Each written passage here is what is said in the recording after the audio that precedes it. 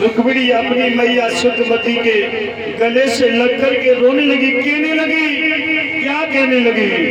मैया मेरा मन कर रहा है तुझसे गले लग करके रो लूं। मैया बोली, लाली अभी से रोएगी, आंखें सूज जाएंगी, फिर काजल किसमें लगाएगी, अभी से ना रो। मैया को क्या पता कि ससुराल जा रही है। आजकल भी माता पिता को नहीं पता होता है।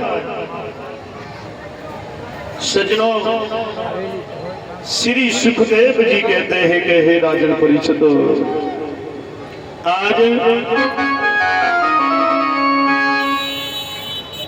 रुक्मिणी पहुंची है कहाँ? अलका भवानी के मंदिर। रुक्मिणी ने वही कंगन वाला हाथ उठाया, सहेलियों से कहा, ये किसकी? बोले दंत वक्र की। ये किसकी? सजनों, फौजों की तरफ इशारा किया। भगवान कन्हैया समझ गए यही मेरी रुक्मिणी हो। क्या कहा बताइए? थोड़ा हमें मुरली की तान सुना दीजिए। कन्हैया बोले, हाँ हमने बजाई मुरलिया, चारों तरफ दुश्मन खड़े, तोड़ दे मेरी बसुरिया। बोले नहीं, तो तुम्हें नहीं पता?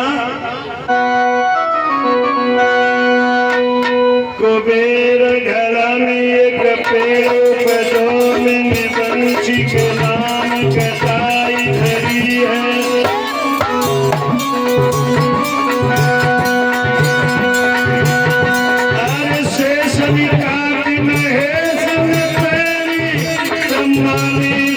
काज करी है।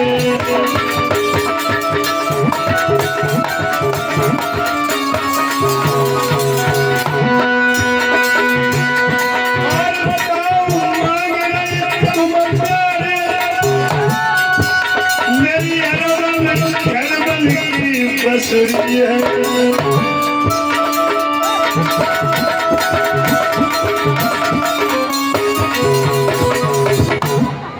कहा मैं बसुरिया को नहीं दिखा सकता। आज जैसे ही बांसुरी के लिए कहा, कन्हैया बोले ठीक है। बांसुरी को आगे किया और रुक्मिणी का हाथ पकड़ा और रथ में रख लिया। जितने भी सैन्य खड़े थे, कोई घुंघराली अलगी देखने लगा, कोई मुकुट देखने लगा, कोई कन्हैया के नेत्रों को देखने लगा और सभी कन्हैया के दीवाने हो जाते। भगवान कन्हैया रुक्मिणी को लेकर के रथ में रख ले तो चल जाते। बोलिए रुक्मिणी कृष्ण भगवान की। उन सभी बेटियों ने जाकर के कहा कि मैया, रुक्मिणी को एक काला काला कोई आया और रथ में रख ले गया और रुक्मिणी ने हाथ पैर भी नहीं चलाए। तब तो रुकम आ गया। रुकम कहने लगा, मैं समझ गया और कोई नहीं हो सकता, वो चीर चोर माखन चोर है। रुकम ने आगे भाग करके रथ की अंगाई गिर दी। कन्हैया को गाली देने लगा। रुक्मिणी ने पकड़ा। भगवान कन्हैया कहेंगे छोड़ क्या मुझे पकड़ के पिटवाएगी? और भगवान कन्हैया रुकुम के साथ युद्ध किया।